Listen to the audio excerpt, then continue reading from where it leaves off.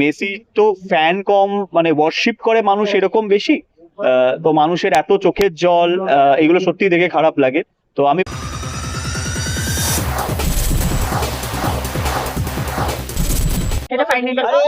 মানে অবশ্যই এটা প্রথম বছর এবং প্রতি বছর হোক এটাই চাইবো। আর এটা আমাদের সবসময় মনে হয় যে আমরা যতই ঘ্যাম নিয়ে অ্যাওয়ার্ড নিই না কেন, কারণ আমরা আবার অ্যাওয়ার্ডটা যখন নিই সবসময় আমাদের এটা মনে মনে চলে যে এই অ্যাওয়ার্ডটা কাদের জন্য পেলাম অ্যাকচুয়ালি। আর এখন প্রযোজক হওয়ার পর তো হারে হারে টের পাচ্ছি যে কতটা টিম ওয়ার্ক লাগে একটা সিনেমা বানাতে গেলে, আমরা কতটা যে নির্ভর টেকনিশিয়ানদের প্রতি সেটা এখন আরো বেশি করে টের পাচ্ছি। আগে কি আসতাম, অভিনয় করতাম, বাড়ি চলে যেতাম, এখন তো পুরো দায়িত্ব নেওয়ার পর আমরা পুরোপুরি বুঝতে পারছি যে কতটা আমাদের এই টেকনিশিয়ান বন্ধুরা আমাদের ব্যাকবোন। সো খুব ভালো লাগছে এবং আরো বেশি যখন অ্যানাউন্সমেন্ট হচ্ছে আজকে আমরা অনুষ্ঠানে যে best this one for this film, তো চিরকাল না অ্যাক্টর, সাপোর্টিং অ্যাক্টর, ভিলেন এইগুলো শুনে এসেছি।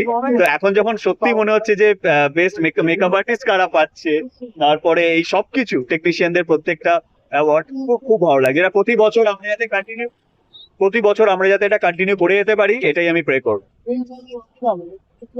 না, আমার মাথায় একটা জিনিসই ঘুরছিল যে অঙ্কুশ বললো টেকনিশিয়ান দাদারা, আমি যবে থেকে এসছি ইন্ডাস্ট্রিতে এখন তারা কাকু হয়ে জেঠু হয়ে গেছে। আর তারা যখন স্টেজের ওপর উঠছিল না, মানে হয় না একটা অদ্ভুত চোখে চমক, যে সেই ছোটবেলার ঐমিলাকে দেখেছিলাম আজকে এত বড় হয়ে গেছিস।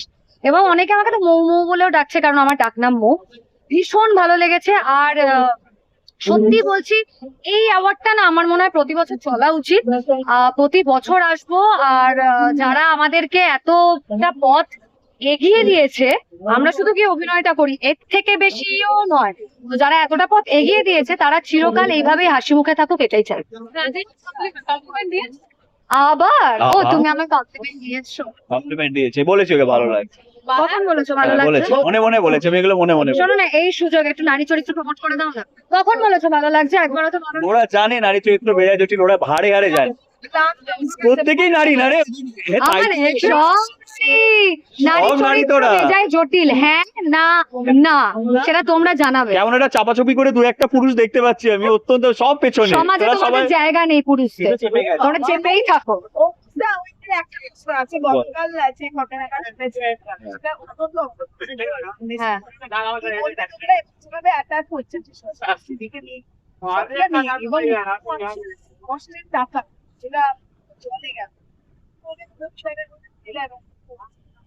না দেখো, বাকি সবকিছু যদি আমি সাইডে রাখি, একটা জিনিস মানতেই হবে যে যারা সত্যি তাদের হার্ড আর্ন মানি দিয়ে দেখতে গেছে, তারা যে ভীষণ ভাবে ইনজাস্টিস হয়েছে তাদের প্রতি, এইটা একটা সব থেকে বড় সত্যি কথা। আমরা বাকি যে আনুষঙ্গিক জিনিস হচ্ছে, ট্রোলিং বলো, হ্যান বলো, ত্যান বলো, সেগুলো দিকে আমি যাচ্ছি না। সেগুলো মানুষের এত ক্ষোভ, কিছু করার নেই, সেগুলো হবেই।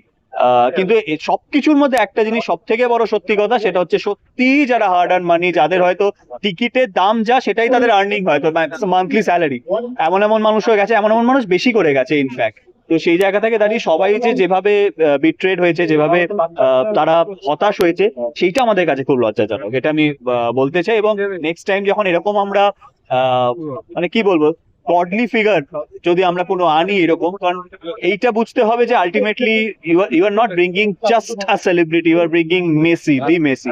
সো অ্যাবসলিউটলি সেইভাবে একটা অ্যারেঞ্জমেন্ট হওয়াটা খুব দরকার ছিল। এবং মেসি তো ফ্যান কম, মানে ওয়ার্শিপ করে মানুষ এরকম বেশি। তো মানুষের এত চোখের জল, এগুলো সত্যি দেখে খারাপ লাগে।